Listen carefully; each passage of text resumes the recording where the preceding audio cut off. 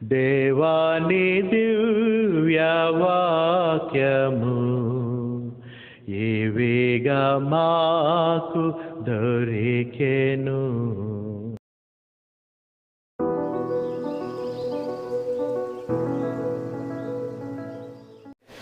కావున నీవు బలిపీఠమున అర్పణను అర్పించుచుండగా నీ మీద నీ సహోదరుని విరోధం ఏదైనా కలదంటే అక్కడ నీవు జ్ఞాపకం వచ్చిన ఎడల ఆ బలిపీఠమునే నీ అర్పణను విడిచిపెట్టి మొదట వెళ్ళి నీ సహోదరునితో సమాధాన పడిన తర్వాత వచ్చి నీ అర్పణ అర్పించు. ఇది చాలా కష్టం కదా. ఇప్పుడు ఆల్రెడీ వర్షిప్కి వచ్చేసాం.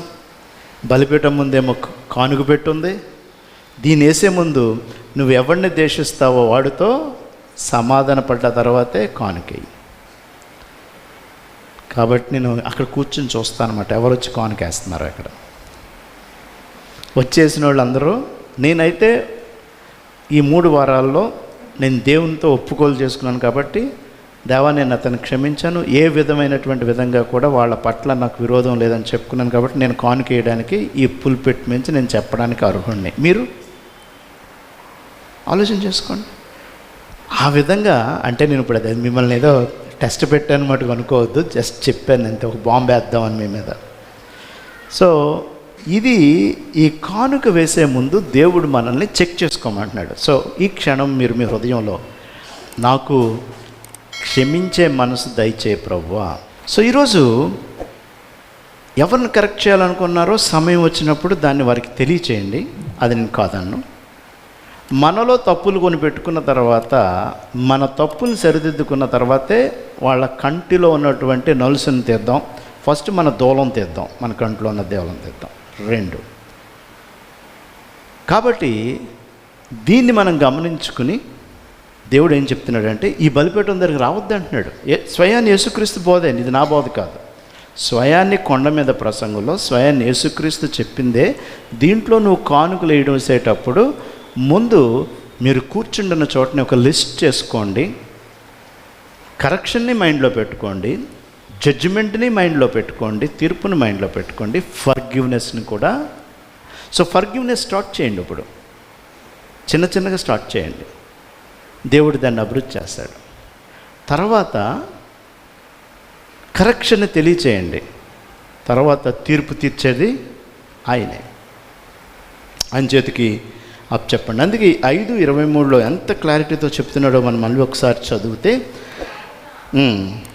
నీవు బలిపీఠమునొద్ద అర్పణ, ఈ బలిపీఠమునొద్ద అర్పణ నర్పించుచుండగా నీ మీద నీ సహోదరునికి విరోధమైనది కలదని అక్కడ నువ్వు జ్ఞాపకం వచ్చిన ఎడల అక్కడే బలిపీఠమునొదుటనే నీ అర్పణ విడిచిపెట్టి మొదట వెళ్ళి నీ సహోదరుని సమాధాన పడము, అటు తరువాత వచ్చి నీ కానుక ఇవ్వు అంటున్నాడు.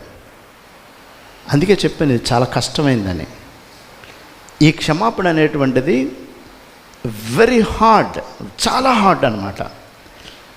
16 mm రాడ్ని నీ చేతులతో వంచగలిగినంత కష్టం. 16 mm రాడ్ని మన చేతులతో ఎవరైనా ఉన్నారు ఇక్కడ? అంత బాహుబలులు ఎవరైనా ఉన్నారు ఇక్కడ? ఎవరు లేరా? లేరు. అంత కష్టం దాన్ని వంచడం, అంత కష్టం మనం క్షమించడం. కానీ ఏమంటున్నాడంటే, నువ్వు నాకేమిస్తున్నావో గొప్ప కాదు, ఆ ఇచ్చే దాని ముందు నువ్వు క్షమించడం నేర్చుకో. ఇది హంబుల్నెస్ని మనకి కొన్నిసార్లు మనం కూర్చున్న సమావేశంలో ఒకళ్ళు మనల్ని ద్వేషిస్తుంటుంటే ప్రక్కన్న వ్యక్తి మనల్ని ప్రోత్సహించే విధంగా ఉంటే మనకి చాలా నెమ్మది కలుగుతూ ఉంటుంది. కాబట్టి మన దేవుడు నెమ్మదిని చేసేటువంటి దేవుడు కాబట్టి మనము ఈ ఫర్గివ్నెస్ అనేది ఆప్షనల్ కాదు, నేను దేవుడిచ్చినటువంటి కమాండే. కాబట్టి నువ్వు ప్రార్థన చేసేటప్పుడు కూడా ఒకవేళ మోకాలు ఉన్నావనుకోండి, ముందు ఆ వ్యక్తిని క్షమించానని వాక్యం చదువుకుని, దేవా నేను ఇప్పుడు క్షమించాను, నేను మోకాళ్ళు అనబోతున్నాను, నాకు కోపం రేపకు, నాకు ద్వేషం రేపకు, నాకు అసూయ రేపకు అనేటువంటి ప్రార్థనను మనం అనేటువంటి ఆలోచన చేసుకుని అప్పుడు మనం మోకాళ్ళు వింటే ఆయన ప్రార్థన వింటానంటున్నాడు. లేకపోతే ప్రార్థన కూడా వినడు, నువ్వు చేసిన వ్యర్థమే. ఎవరు మనల్ని ఒకవేళ అవమానపరిచినా కూడా మనం క్షమించగల స్థాయికి మనం వెళ్ళగలగాలి. లూకాసు వార్త 23వ అధ్యాయము 34వ వచనంలో మనం చదివితే సిలువ మీద ఉన్నటువంటి క్రీస్తు మాట్లాడుతున్నటువంటి మాట. యేసు, తండ్రి, వీరేమి చేయుచున్నారో మీరు ఎరుగరు గనక వీరిని క్షమించమని చెప్పాను. వారు ఆయన వస్త్రములు పంచుకుంటుకే చీట్లు వేశారు. ఈయనేమో, దేవా నన్ను చంపేస్తున్నారు తండ్రి, నన్ను పొడి చేస్తున్నారు, తోళ్ళుతో నన్ను కొడుతున్నారు, ముండ్ల కిరీటం పెట్టేస్తున్నారు అని అనలా. వీళ్ళు ఏం చేస్తున్నారో వీరికి తెలియదు కనుక వీరిని అంత ఎక్స్టెంట్కి మనం వెళ్ళాలి ఫర్గివ్నెస్లో. మిగతాది లీవ్ ఇట్ టు దెమ్. నీ వరకు కూడా నువ్వు ఏం చేయగలవు, ఎంతవరకు నువ్వు వెళ్ళగలవు, ఇది జీవితం నేర్పించేట సత్యం. పేతురు గారికి ఒక డౌట్ వచ్చింది. ఎందుకంటే ఆయనకు డౌట్ రావడానికి కారణం ఉంది. యేసుని సిలువ వేయడానికి ఆ జడ్జిమెంట్ తీర్పు ప్రదేశానికి వెళ్తే ఒక చిన్నది అడిగింది, నువ్వు యేసుక్రీస్తుని వెంబడించిన వాడవే కదా అని చెప్పి. పేతురు క్షణంలో ఏం చెప్పాడంటే 3 సార్లు ఆ క్రీస్తు ఎవరో నాకు తెలీదు, నాకు ముమ్మారు బొంకాడు. ఇప్పుడు ఇది లోపల ఉండిపోయింది మనసులో.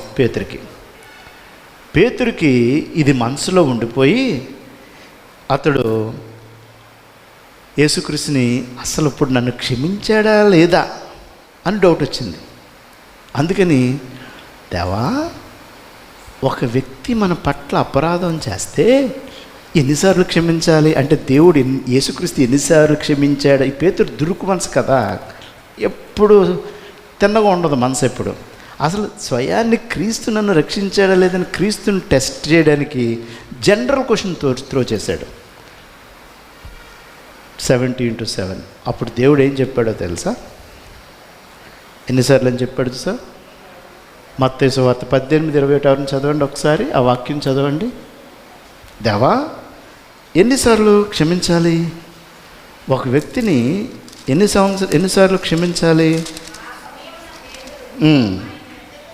ఆయన యొద్దకు వచ్చి,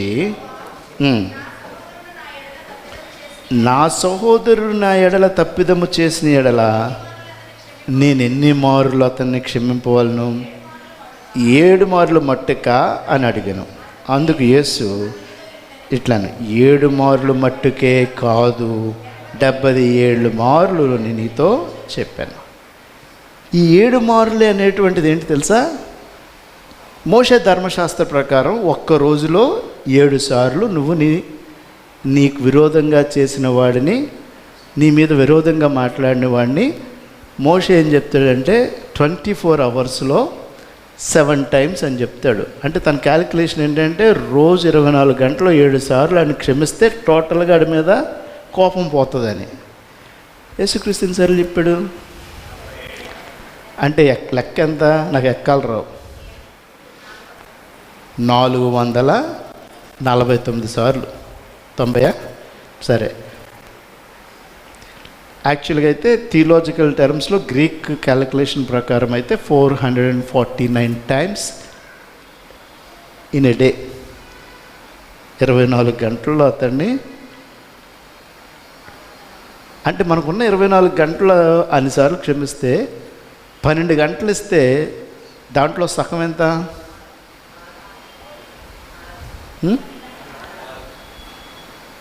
12 గంటలు. 24 గంటల్లో నువ్వు 450 అనుకుందాం. 12 గంటల్లో ఎన్నిసార్లు క్షమించాలన్నమాట? 225 సార్లు సమీక్షించాలి. నీకు 12 గంటలు దేవుడు టైం ఇస్తే. సపోజ్ 12 గంటలు ఇవ్వాలి, దేవుడు నీకు 6 గంటలు టైం ఇచ్చాడు. 6 గంటల్లో నువ్వు ఎన్నిసార్లు క్షమించాలన్నమాట? 6 గంటల్లో 115 సార్లు సుమారు నువ్వు అతన్ని క్షమించాలి. వచ్చిన 6 గంటల్లో 111 నుంచి 115 సార్లు క్షమించాలి. సపోజ్ 3 గంటలు మీరిద్దరు ఉన్నారనుకోండి, అతన్ని ఎన్నిసార్లు క్షమించాలన్నమాట? 54 నుంచి 56 సార్లు క్షమించాలి. క్యాలిక్యులేషన్ అర్థమవుతుందా?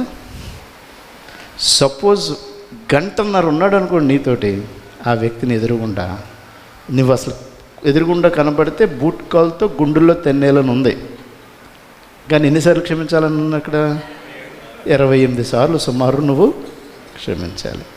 సపోజ్ 90 నిమిషాలే దేవుడు నీకు ఇచ్చాడు అనుకోండి, నీకు మంచి భయంకరమైన రోషంగా ఉన్నావు అనుకోండి, ఎన్నిసార్లు క్షమించాలన్నమాట? 28 సార్లు, 29. సపోజ్ 20 మినిట్సే ఉంది అతనితో ఉన్నావు నువ్వు. ఈ 20 మినిట్స్లో అతన్ని ఎన్నిసార్లు క్షమించాలన్నమాట? యేసుక్రీస్తు మామూలు క్యాలిక్యులేషన్ ఇవ్వలేదండో, ఈజ్ ద గ్రేటెస్ట్ మ్యాథమెటిషియన్. 20 నిమిషాల్లో అతన్ని ఎన్నిసార్లు క్షమించాలన్నమాట? సుమారు 7 సార్లు. 10 నిమిషాలే ఉంది ఆ రోజులో అతనితో నువ్వు. 10 నిమిషాల్లో అతను ఎన్నిసార్లు క్షమించాలన్నమాట? ఉన్న 10 నిమిషాల్లో 3 to 4 టైమ్స్. నాగేశ్వర గారు లెక్కల మాస్టర్ సంగతి మర్చిపోయాను నేను. సపోజ్ 5 మినిట్సే, 2 సార్లు. 5 మినిట్స్, 2 మినిట్స్, అట్లీస్ట్ 1 to 2, అంటే 2 నుంచి అట్లా సగం వేయలేం కాబట్టి మరి 1 నిమిషానికి ఒక్కసారి క్షమించాలి నువ్వు. 70 into 7 నిమిషానికి ఒక్కసారి క్షమించు అని చెప్పేసి క్రీస్తు చెప్పాడు. ప్రయత్నం చేద్దాం. ఎవరిని? నిన్ను ప్రేమించేవాడిని నిన్ను ప్రేమించి నీ బిడ్డలను క్షమించా? నువ్వు ఇష్టపడి నిన్ను ప్రతిసారి 3 రోజులకు ఒకసారి డిన్నర్కి పిలిచిన వాళ్ళకా? నా నువ్వు ప్రతిరోజు కూర్చొని బ్రేక్ఫాస్ట్ తినేటప్పుడు మధ్యాహ్నం టీ తాగిన వాళ్ళనా? కాదు. ఎవడితో అయితే నువ్వు కూర్చోలేవో, ఎవడితో అయితే నువ్వు మాట్లాడలేవో, ఎవడిని చూస్తే నీకు రోషం పడుతుందో నిమిషానికి ఒకసారి క్షమించమంటున్నాడు యేసుక్రీస్తు పేతురుని. ఇప్పుడు పేతురికి అర్థమైంది దేవుడు నన్ను ఎన్నిసార్లు క్షమించాడో. అది అండర్స్టాండ్ చేసుకోవడానికి పేతురు గారు తిన్నని మార్గాన్ని రాకుండా బీటింగ్ అరౌండ్ బుష్ అనమాట, పొదల చుట్టూ తిరుగుతూ వచ్చి అడుగుతున్నాడు యేసుక్రీస్తు తెలుసు ఇది మనసు ఏంటో. నిన్ను నా జీవితంలో నిమిషానికి ఒకసారి క్షమించాను అని చెప్పాడనమాట పేతురికి.